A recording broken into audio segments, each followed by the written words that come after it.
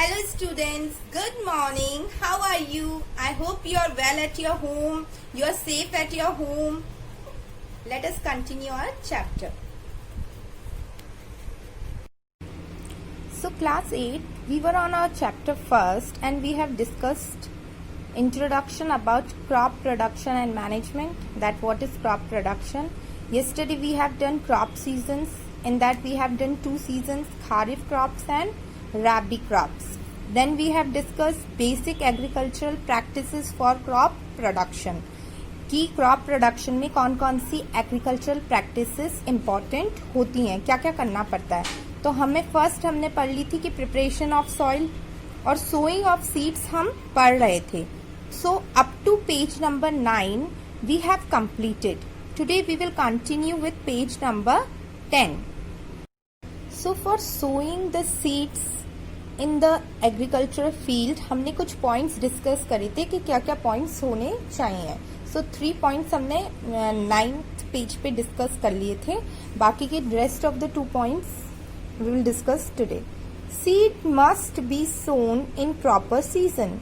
Seeds जो हैं उनको प्रॉपर सीजन में ही सोन करना चाहिए. अगर हम उनको रेनी सीजन के क्रॉप्स और सीड्स को अगर हम विंटर सीजन में बोएंगे तो वो प्रॉपर ग्रोथ, प्रॉपर डेवलपमेंट नहीं हो पाएगा उनका.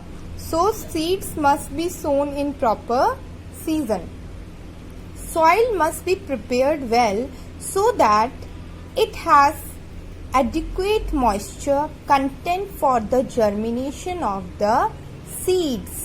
जो soil है उसको हमको adequate moisture होना चाहिए. उस soil के अंदर ऐसे soil prepare होनी चाहिए जिसमें adequate moisture हो ताकि germination of seeds आसानी से हो सके. Crops like wheat and rice are not grown in rows. जो wheat और rice के crops होते हैं वो rows में grow नहीं करते हैं. The seeds of these plants are scattered broadcast over the field. When the seeds are scattered randomly with the help of hand on the soil, the method is called broadcasting. ऐसे फेंकते हुए जब हम seeds को ऐसे sow करते हैं तो वो मेथड कहलाता है broadcasting. In this method seeds are sown manually spread in the entire field with no uniformity of rows, no proper spacing and not in the proper depth of the soil. वैसे तो हमने पीछे के points में ये देखा था कि प्रॉपर रोज और इसमें ही सीड्स को ग्रो करना चाहिए, क्योंकि अगर प्रॉपर रो में अगर हम उनको ग्रो नहीं करेंगे तो उनको प्रॉपर स्पेस नहीं मिलेगा, प्रॉपर एयर नहीं मिलेगी, प्रॉपर सनलाइट नहीं मिलेगी.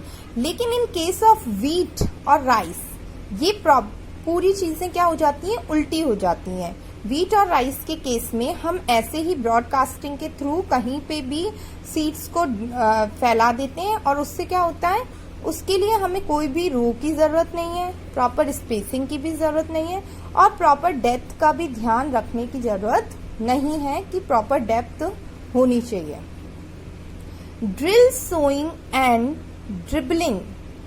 Dribbling means making holes in the ground for seeds are better method of sowing the seeds. ये प्रॉपर मेथड है सीड्स को बोने का. Once the seeds are put in just the holes, they are then covered with the soil. एक बार अगर seeds whole में पहुंच गए तो फिर हम उनको वापस से किससे ढक देते हैं, soil से ढक देते हैं. This saves time and labor and prevents the damage of seeds by birds. What they are saying, look at the picture. This is a seed drill. A simple seed drill has a long pipe with a funnel at the top. Long pipe with a funnel at the top. It is tied to the plough. Some seed drills have a common funnel with 5 to 6 pipes. कुछ ऐसी seed drills होती हैं जिनके common funnel होते हैं जिसमें 5 से 6 pipe होते हैं.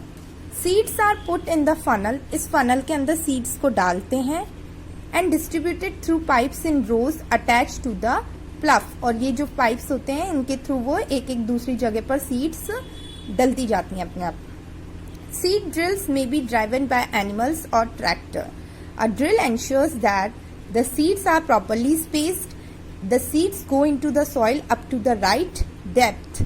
इससे क्या हमें हेल्प होती है कि एक तो जो सीड्स हैं वो प्रॉपर रोज में पहुंच जाती हैं, दूसरा एक जो सीड है ये जैसे खोदता जाता है तो प्रॉपर डेप्थ के अंदर वो सीड्स पहुंचती जाती हैं। ये जो सीड ड्रिल की प्रोसेस है ये तो या तो एनिमल्स के थ्रू होती है या फिर हम आजकल ट्रैक्टर्स के थ्रू भी इसको यूज करते हैं। Next, seeds of rice and many vegetables are not sown directly in the soil. जो राइस की या कुछ वेजिटेबल्स की जो सीड्स होती हैं वो डायरेक्टली हम सॉइल के अंदर प्लेस नहीं करते हैं। फिर क्या करते हैं? Instead, they are first sown in a small pot or a nursery and allowed to grow into small plants called seedling. इसकी बजाय क्या करते हैं, छोटे छोटे पॉट्स में या छोटी छोटी जो भी हमारे पास स्पेस होता है उसके अंदर पहले उन सीड्स को बोते हैं, फिर उसमें से जो पौधा निकल जाता है उसको फिर हम खेत के अंदर प्रॉपरली प्लेस करते हैं। Healthy seedlings are then picked out and transfer to the field. इसमें से भी कुछ सीड्स में तो नहीं निकलेंगी सीडलिंग्स, लेकिन कुछ में निकलेंगी, तो वो हेल्दी सीड्स को ही हम फील्ड के अंदर ट्रांसफर करते हैं। इस प्रोसेस को क्या कहते हैं? इस होल प्रोसेस को ट्रांसप्लांटिंग। ट्रांसप्लांटिंग दस helps in selecting healthy seedling and increasing crop yield. Seeds and seedling must not be placed too close to one another. Otherwise, they will not receive sufficient sunlight, water, and nutrients. Proper spacing also prevent wastage of space in the field. These aspects are automatically regulated when the seed drill is used. जब हम continuously crops को grow करते रहते हैं तो उससे क्या होता है, सॉइल की जो क्वालिटी होती है वो क्या हो जाती है, लेस न्यूट्रिएंट हो जाती है। मतलब सॉइल के अंदर कमी हो जाती है न्यूट्रिएंट्स की। तो ये क्या हो जाती है, अगर इसकी वजह से क्या होगा, जो क्रॉप्स होंगे उनकी जो क्वालिटी निकलेगी या क्वांटिटी जो निकलेगी वो कम हो जाएगी, बहुत कम हो जाएगी। Okay, this problem can be overcome if the field are left uncultivated or fallow for some time. ये जो प्रॉब्लम है ये दूर हो सकती है जब हम जो फील्ड है उसको थोड़े दिनों के लिए ऐसे ही छोड़ दें। Fallowing is a method of allowing land to naturally regain the nutrients and is to leave land free for one or more sessions.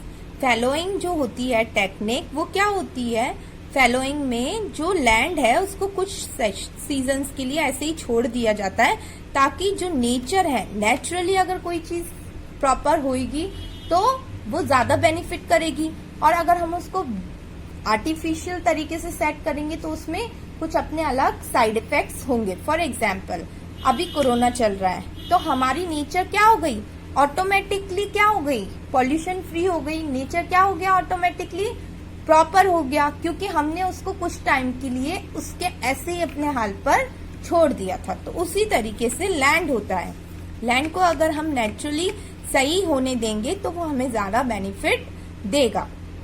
The dead plants, animals and other organic matter that get collected on the field are decomposed by micro organism.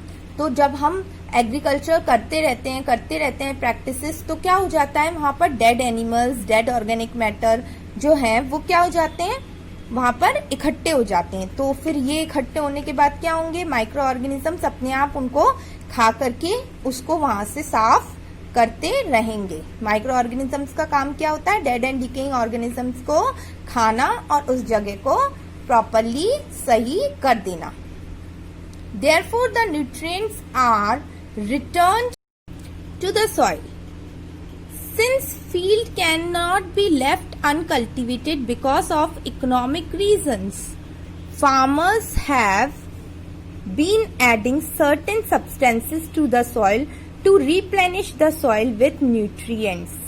And another method to overcome the problem of soil deficiency is called mixed cropping. अब वो क्या कह रहे हैं कि farmers ज्यादा दिन तक 2-3 सीजन तक तो ऐसे ही अनकल्टिवेटेड नहीं रख सकते हैं, नेचुरली अपने आप में सही करने के लिए नहीं छोड़ सकते हैं, क्योंकि बहुत सारी प्रॉब्लम्स होती हैं, इकोनॉमी गिर जाएगी, उनको पैसे नहीं मिल पाएंगे। तो इसके लिए उन्होंने क्या निकाला है, अदर वे निकाला है इस प्रॉब्लम से छुटकारा पाने के लिए। सॉइल को बेकार होने से बचने के लिए उन्होंने दूसरा मेथड निकाला था, वो क्या था, मिक्स्ड क्रॉपिंग। अब ये मिक्स्ड क्रॉपिंग क्या होती है? The practice of growing of 2 or more crops simultaneously on the same piece of field is known as mixed cropping. Mixed से ही पता चल रहा है कि एक से ज्यादा क्रॉप एक ही फील्ड के अंदर बो देना। Okay, it is an age old practice in our country. बहुत पुरानी प्रैक्टिस है और चलती आ रही है। Farmers use to mix the seeds of 2 crops and sow in the field. The crops are chosen in such a way that the product and the waste materials. Farmers used to mix the seeds of 2 crops and sow in the field. The crops are chosen in such a way that the products and waste material from one crop help in the growth of the other crop. अब ये जो mixed farming है इसमें 2 crops वो ले रहे हैं, लेकिन वो दोनों क्रॉप्स ऐसे लिए जाते हैं कि वो एक दूसरे को बेनिफिट देते रहें। For example, if a cereal crop such as wheat is grown along with a leguminous crop such as pulses, then the uptake of nitrogen from the soil by cereal is compensated by the addition of nitrogen in the soil by the nitrogen fixing legume. This has 2 advantages.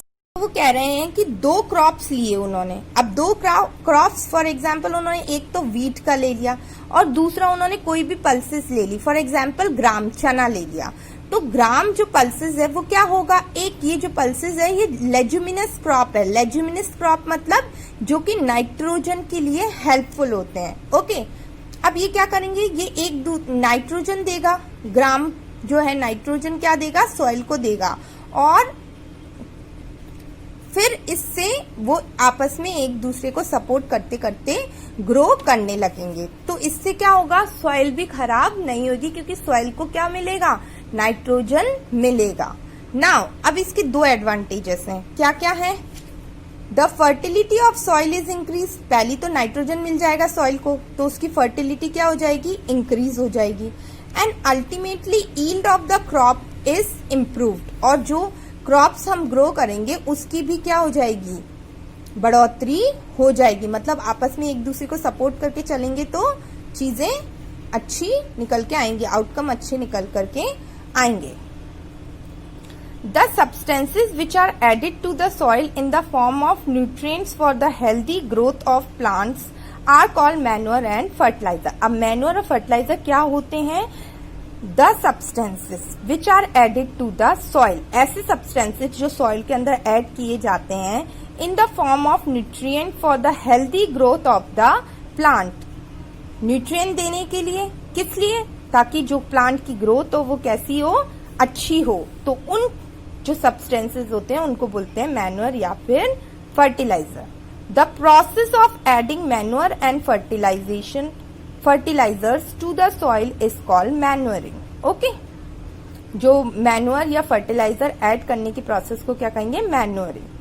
Since ancient time people have been using manure waste product of animals and plants and other natural materials to help plant grow. पहले के समय से ही, ancient time से ही चलता आ रहा है कि जो पीपल होते हैं वो manure waste product of animal, जैसे कि गोबर और एनिमल्स की शिट और प्लांट्स, क्या करेंगे, वो नेचुरल मटेरियल के रूप में खाद, मतलब ये खाद के रूप में नेचुरली वो लेते हैं ताकि प्लांट्स प्रॉपरली ग्रो होंगे।